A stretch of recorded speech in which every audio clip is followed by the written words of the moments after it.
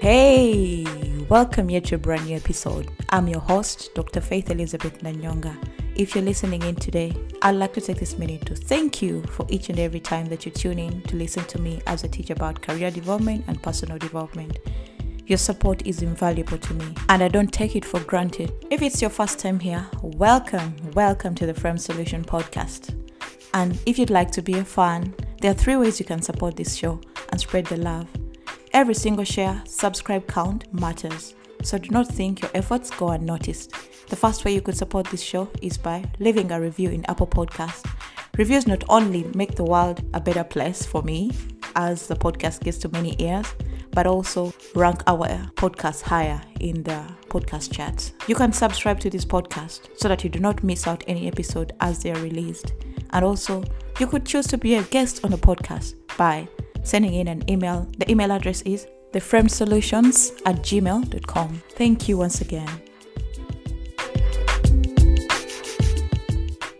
Hi, welcome here to a brand new episode. In today's episode, I'm going to talk about how to write a great cover letter. I recently did a poll on my Instagram, which is The Framed Solutions, and I asked people, do you think cover letters are dead? And many of them replied as, yeah, cover letters are so old school, so they are dead, you can't use them.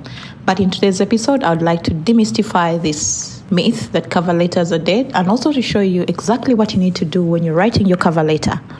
So a cover letter is a chance to introduce yourself to your hiring manager or to the potential employer who will give you the job. You can also use it to spark their interest into reading your resume in such a way that you show your personality, let your personality shine through your cover letter, and let them know exactly why they should choose you or invite you for an interview with them. So when prep for job application, a cover letter is usually disregarded by many people. Many people think like, it's only the resume that I need. But a cover letter can actually be the icebreaker.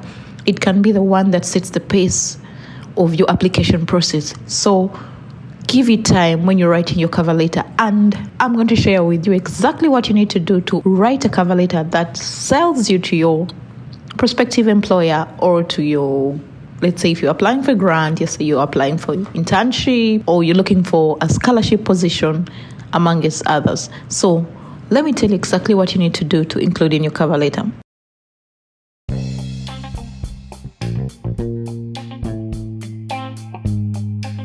Hey, you asked and I listened. I've designed for you a resume fundamental.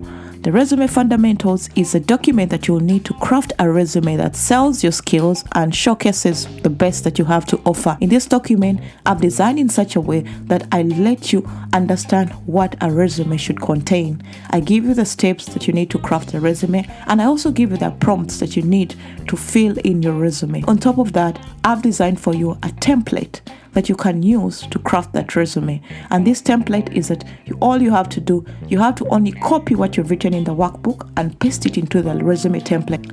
The first 50 people to purchase this resume are going to receive a free call with me.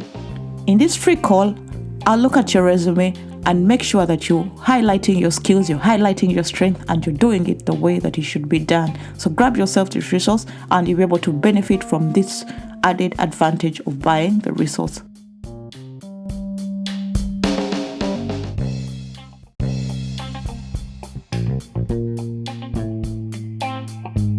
Details on how to make the purchase are in the show notes of this episode. So a cover letter should be short. It should be as short as a mini skirt. A mini skirt covers the essential parts, but also lets go of the fluff.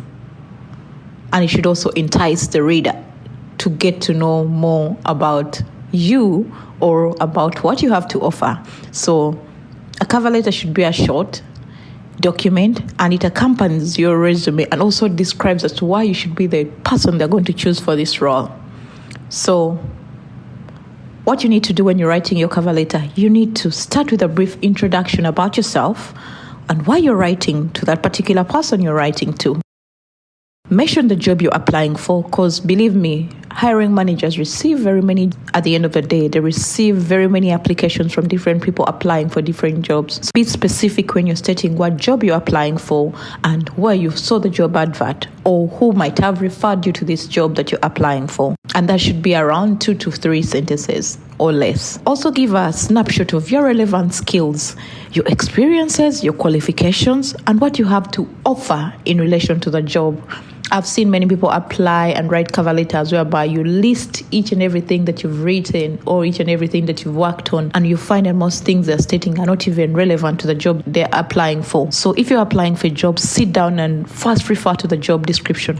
Look at it and see what exactly does this job description want me to answer in my cover letter, and do exactly that. Get those points that are in the job description that need to appear into your cover letter. So also give an example of your skills. If they say they need a person who is a team player, just don't say I'm a team player.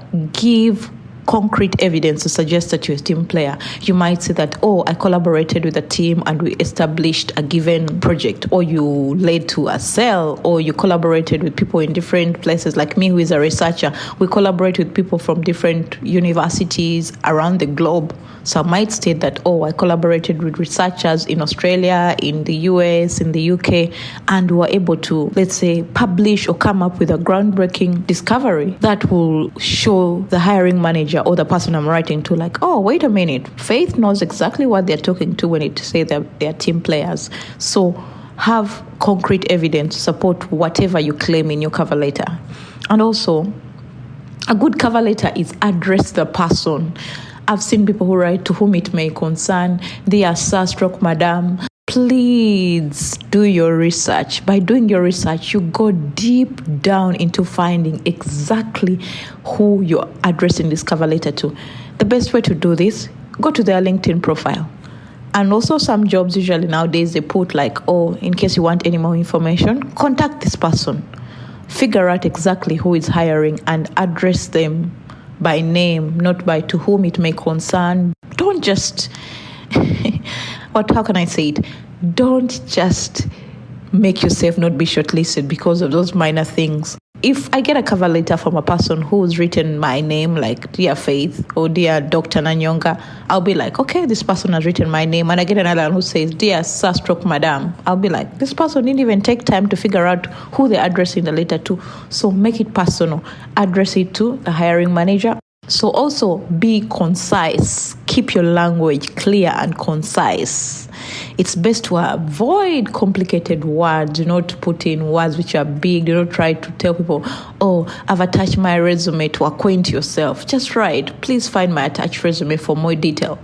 Do not make it like you know a lot of English. Just keep it simple and concise.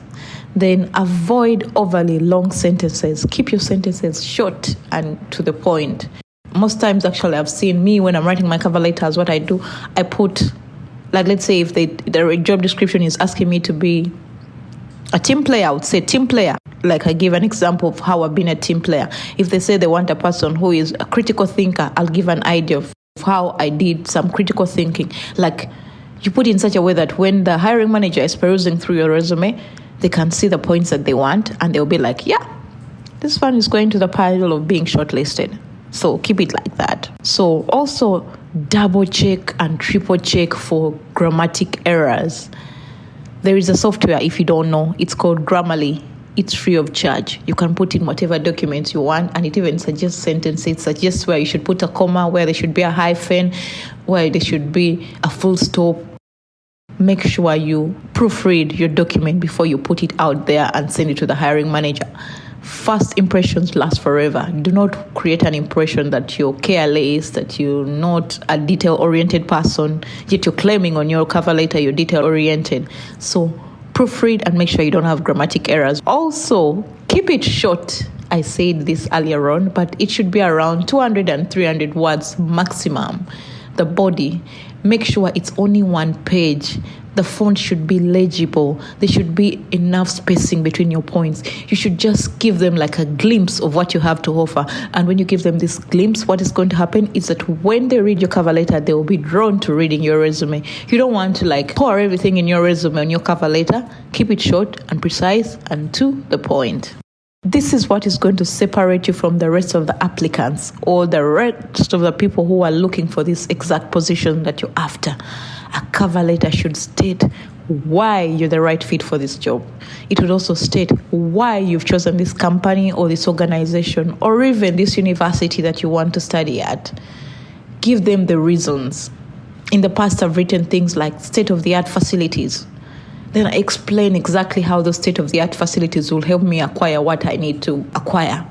In the past, I've written things like, I like the reputation of this organization. In the past, I've shown that the company that I want to work for, their aim and their mandate is in line with where I see myself. So elaborate the reason as to why you've chosen this company out of the many that are there. And believe me, when you do this, your cover letter will leave the big pile of the people who are not going to be shortlisted, and it will go into the shortlist, and you'll be the luckiest person to be called for the interview. Many people say that luck happens to us, but luck also happens when there is preparation. I believe in serendipity, but serendipity only happens when you prepare yourself for it. So position yourself in such a way that you position yourself right in that place that you want to be in. And believe me, your cover letter will be that document that will break the ice and will entice the hiring manager, the scholarship shortlist person, anyone that you're addressing it to.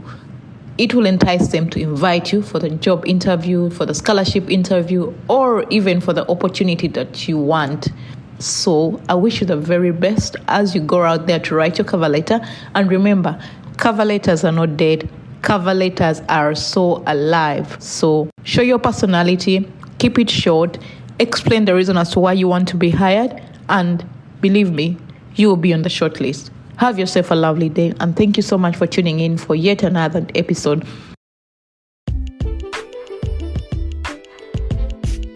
I hope you've learned something from this episode, and if you have, please rate and review wherever you listen to your podcast.